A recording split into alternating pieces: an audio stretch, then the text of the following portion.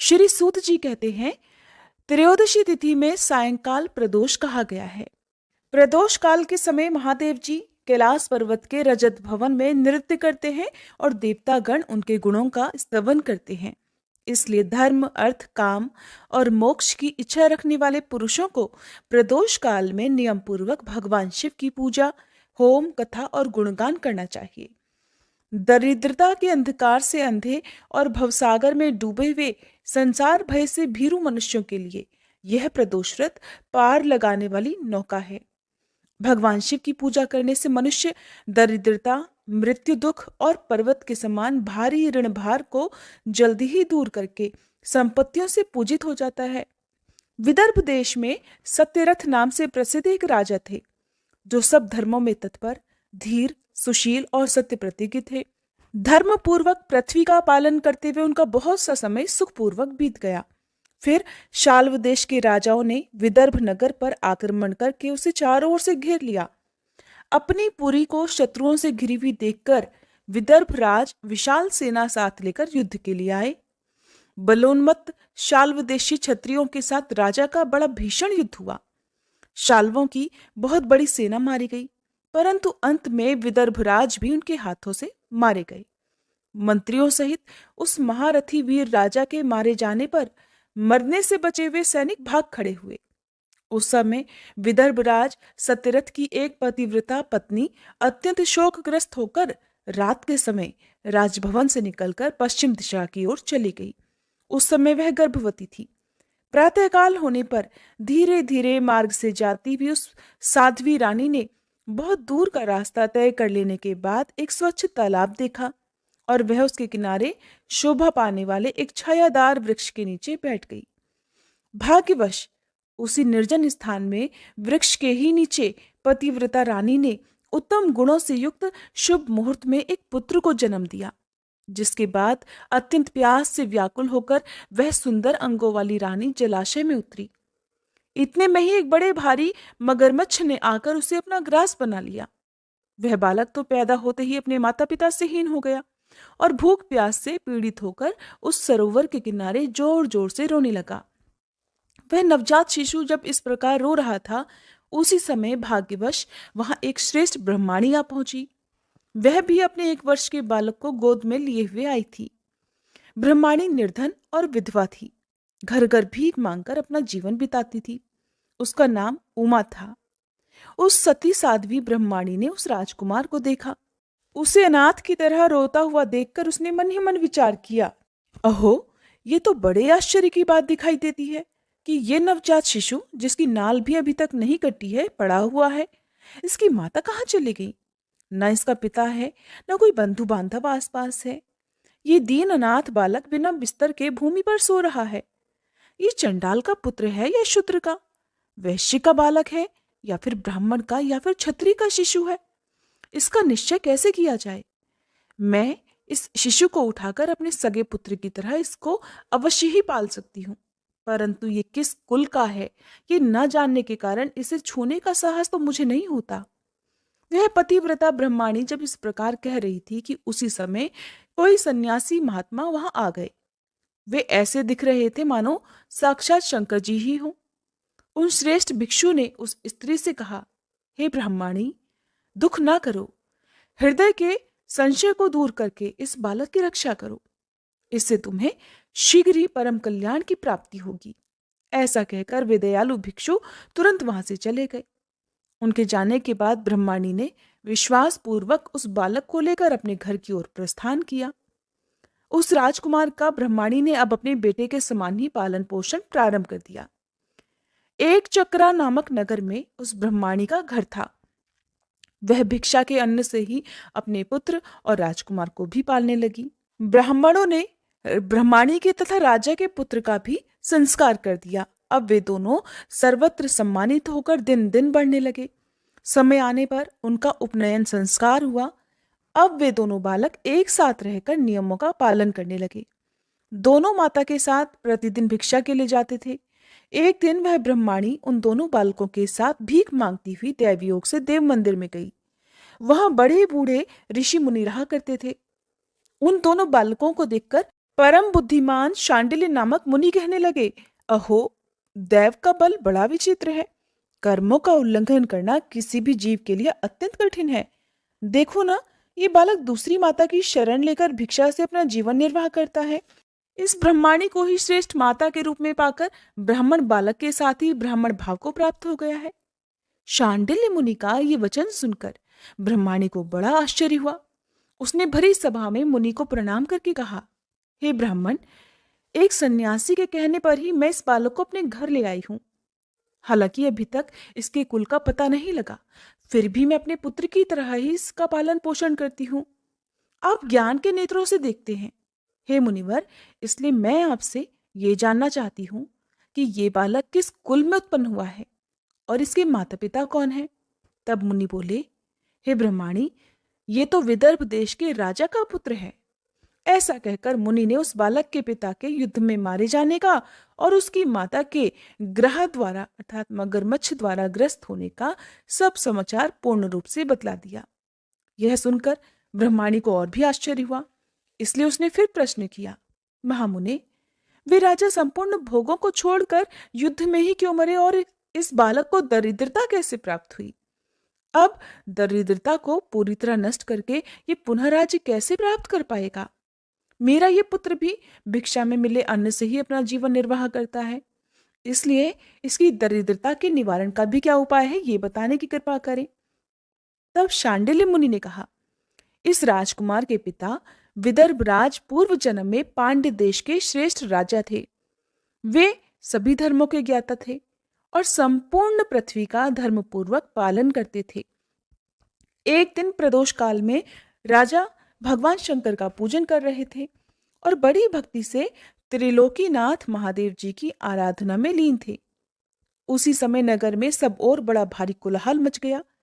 उस उत्कट शब्द को सुनकर राजा बीच में ही भगवान शंकर की पूजा छोड़कर नगर में शोभ फैलने की आशंका से राजभवन से बाहर निकल गए। इसी समय राजा का महाबली मंत्री शत्रु को पकड़कर उनके समीप ले आया। वह शत्रु पांड्य राज का ही सामंत था। उसे देखकर राजा ने क्रोधपूर्वक उसका मस्तक कटवा दिया। शिव पूजा बीच में छोड़कर नियम को समाप्त किए बिना ही राजा ने रात में भोजन भी कर लिया। इसी प्रकार राजकुमार भी प्रदोष काल में शिव जी की पूजा किए बिना ही भोजन करके सो गया। वही राजा दूसरे जन्म में विदर्भ राज हुआ था। शिव जी की पूजा में विघ्न होने के कारण शत्रुओं ने उसको सुख भोग के बीच में ही मार डाला। पूर्व जन्म में जो उसका पुत्र था वही इस जन्म में भी हुआ है। शिव जी की पूजा का उल्लंघन करने के कारण ये दरिद्रता को प्राप्त हुआ है। इसकी माता ने अपने पूर्व जन्म में छल से अपनी सौतन को मार डाला था। उस महान पाप के कारण ही वह इस जन्म में ग्रह के द्वारा मारी गई। मैं सत्य कहता हूं, परलोक में हित की बात कहता हूं, शास्त्रों का सार और उपनिषदों का हृदय कहता हूं। इस भयंकर असार संसार को प्राप्त हुए जीव के लिए ईश्वर के चरणारविंदों की सेवा ही सार वस्तु है। जो प्रदोष काल में अनन्य चित्त होकर परमेश्वर के चरणारविंदों की पूजा करते हैं, वे इसी संसार में सदा बढ़ने वाले धन धान्य, स्त्री पुत्र, सौभाग्य और संपत्ति के द्वारा सबसे बढ़कर होते हैं।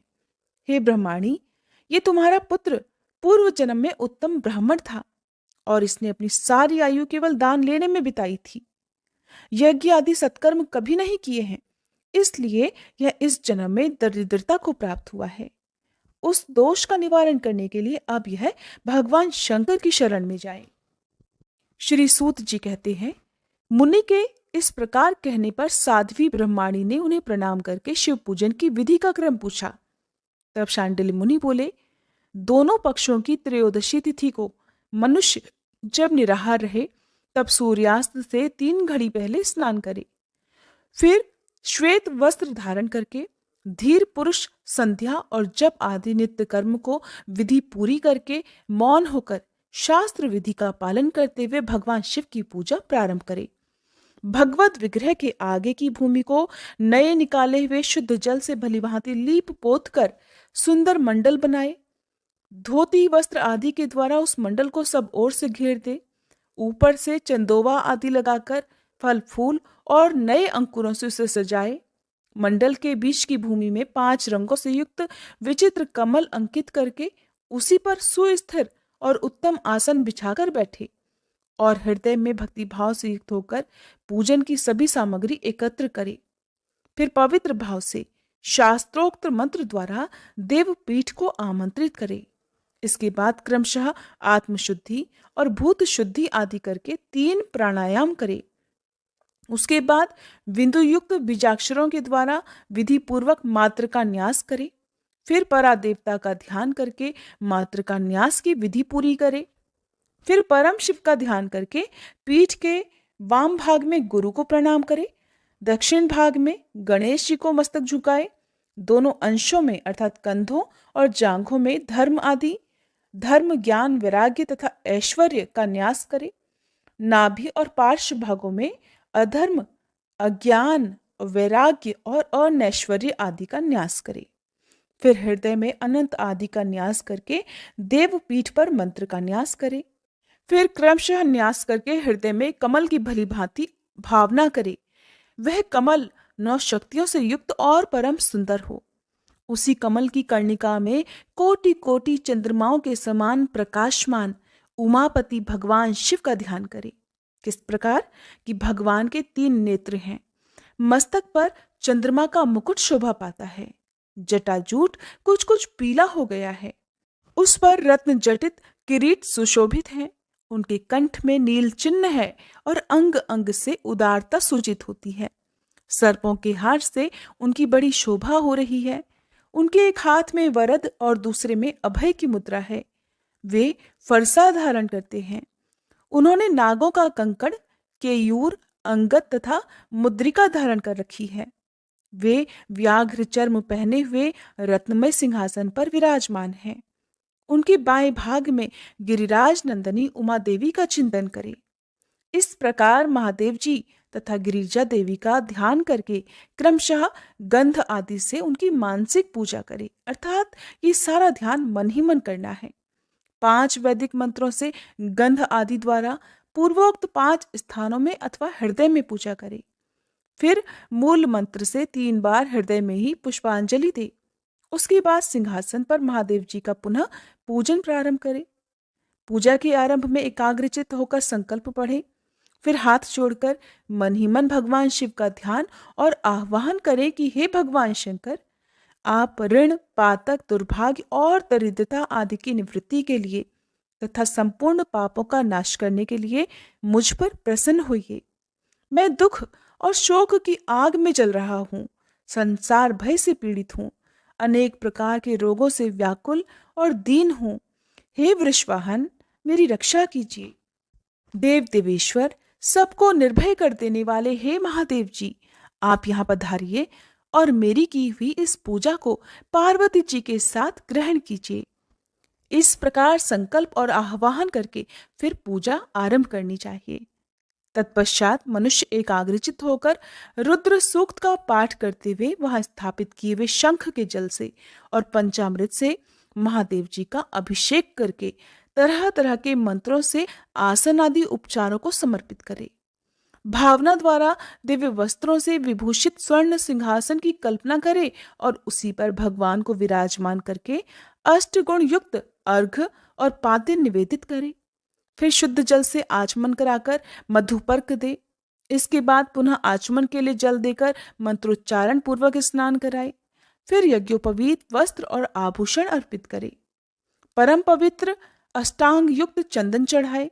बिल्व, मदार, लाल कमल, धतूर, कनेर, सनई का फूल, चमेली, कुशा, अपामार्ग, तुलसी, जूही, चंपा, भटकैया और करवीर के फूलों में से जितनी मिल जाएं, उन सब को शिवोपासक भगवान शिव पर चढ़ाएं। इनके अलावा भी नाना प्रकार के सुगंधित पुष्प निवेदित करें। उसके बाद लाल चंदन से उत्पन्न धूप और निर्मल दीप समर्पित करें। उसके बाद हाथ धोकर घी, नमकीन और साग, मिठाई, पुआ, शक्कर और गुड़ के बने हुए पदार्थ और खीर का नैवेद्य भोग लगाएं। मधु, दही और जल भी अर्पित करें। उस खीर का ही मंत्र द्वारा प्रज्वलित की हुई अग्नि में हवन करें। यह होम शास्त्रोक्त विधि से आचार्य के कहे अनुसार संपन्न करना चाहिए। भगवान शंकर को नैवेद्य देकर मुख शुद्धि के लिए उत्तम तांबूल अर्थात पान अर्पित करें। धूप आरती, सुंदर छत्र, उत्तम दर्पण को वैदिक तांत्रिक मंत्रों द्वारा विधि पूर्वक समर्पित करें। अगर ये सब करने की अपने में शक्ति ना हो और अधिक धन का अभाव हो तो अपने पास जितना भी धन हो उसी के अनुसार भगवान की पूजा करें। गौरीपति भगवान शंकर भक्ति पूर्वक भेंट किए हुए पुष्प मात्र से भी संतुष्ट हो जाते हैं। इसके बाद स्तोत्रों द्वारा स्तुति करके भगवान को साष्टांग प्रणाम करें। फिर परिक्रमा करके पूजा समर्पित करने के बाद विधि पूर्वक श्री गिरिजापति की प्रार्थना करें कि हे देव, हे जगन्नाथ, आपकी जय हो। सनातन शंकर आपकी जय हो। संपूर्ण देवताओं के अधीश्वर आपकी जय हो। सर्वदेव पूजित आपकी जय हो। सर्वगुणातीत आपकी जय हो। सबको वर देने वाले प्रभु आपकी जय हो। संपूर्ण विश्व के लिए एकमात्र जानने योग्य महेश्वर आपकी जय हो। नागराज वासुकी को आभूषण के रूप में धारण करने वाले हे प्रभु आपकी जय हो। हे गौरीपते आपकी जय हो। चंद्रार्ध शेखर शंभो आपकी जय हो। कोटि कोटि सूर्यों के समान तेजस्वी शिव आपकी जय हो। अनंत गुणों के आश्रय आपकी जय हो। भयंकर नेत्रों वाले रुद्र आपकी जय हो। अचिंत निरंजन आपकी जय हो। नाथ दया सिंधो आपकी जय हो। भक्तों की पीड़ा का नाश करने वाले हे प्रभु आपकी जय हो। दुस्तर संसार सागर से पार उतारने वाले हे परमेश्वर आपकी जय हो। महादेव, मैं संसार के दुखों से पीड़ित और खिन्न हूं, मुझ पर प्रसन्न होइए। परमेश्वर, समस्त पापों के भय का अपहरण करके मेरी रक्षा कीजिए। मैं महान दारिद्र्य के समुद्र में डूबा हुआ हूं। बड़े बड़े पापों ने मुझे आक्रांत कर लिया है। मैं महान शोक से नष्ट और बड़े बड़े रोगों से व्याकुल हूं। सब ओर से ऋण के भार से लदा हुआ हूं। पाप कर्मों की अग्नि में जल रहा हूं और ग्रहों से पीड़ित हो रहा हूं। हे शंकर जी, मुझ पर प्रसन्न होइए। निर्धन मनुष्य इस प्रकार पूजा के अंत में भगवान गिरजापति की प्रार्थना करे।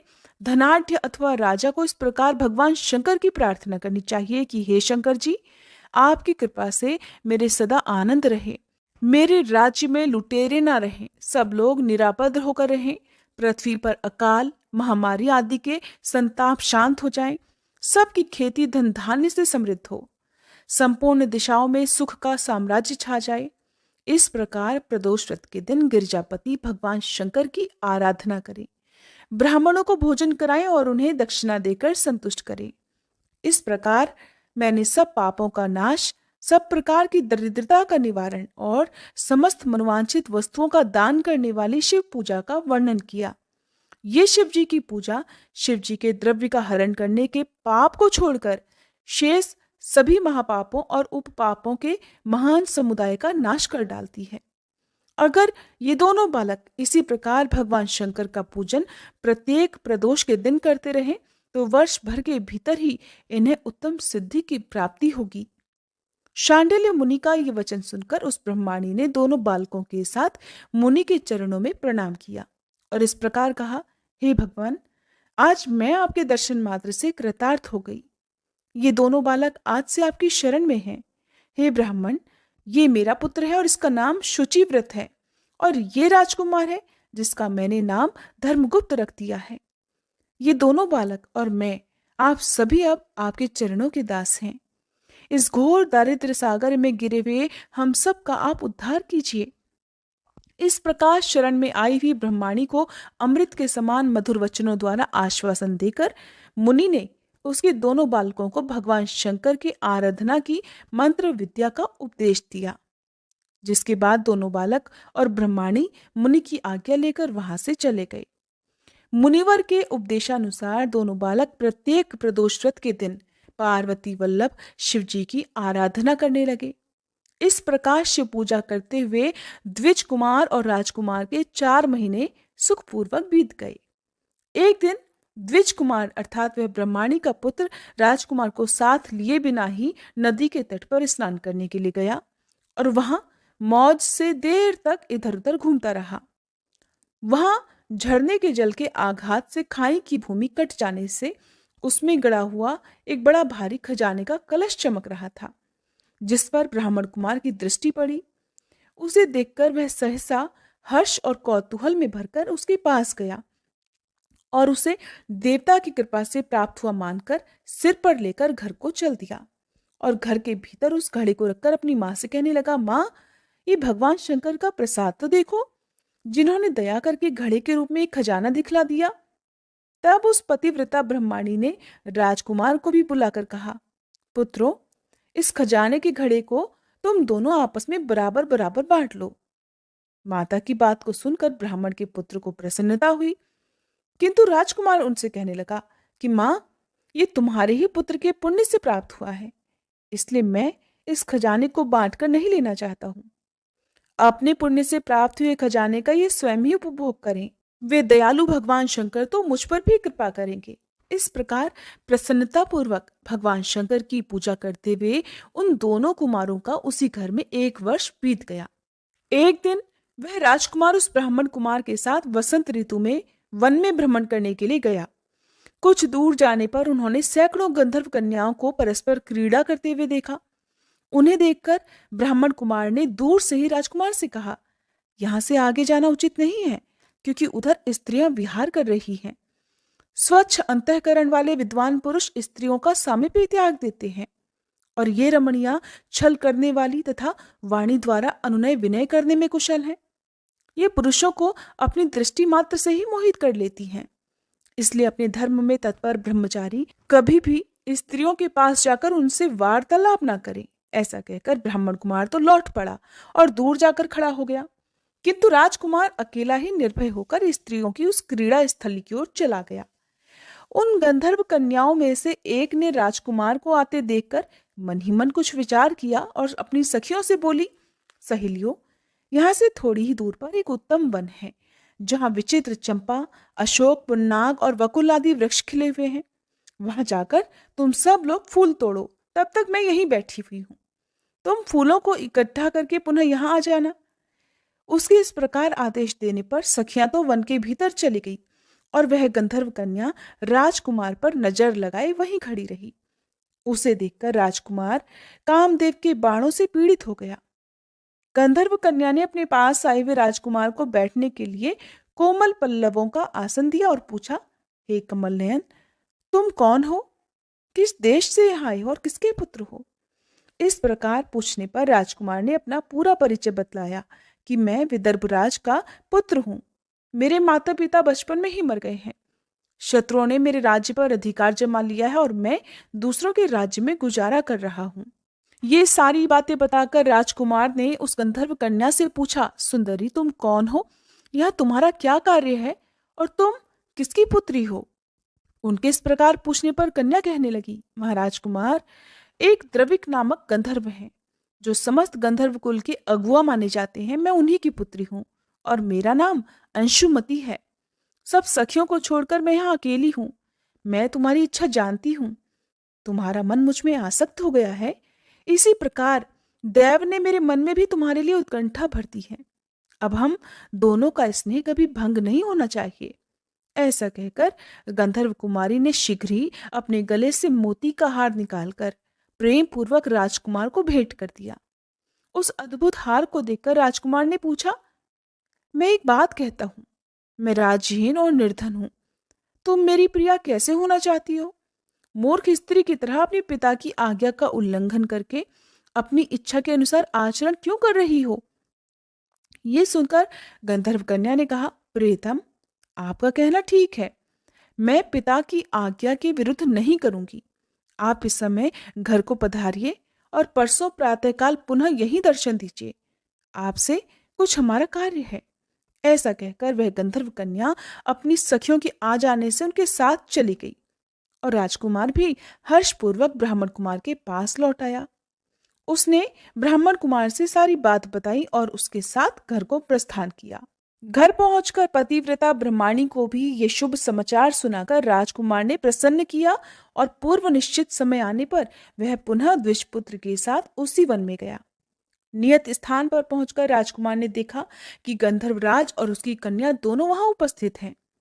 गंधर्वराज ने वहां आए हुए दोनों कुमारों का अभिनंदन किया और सुंदर आसन पर बिठाकर राजकुमार से कहा, हे विदर्भ राजकुमार, मैं कल कैलाश पर्वत पर गया था।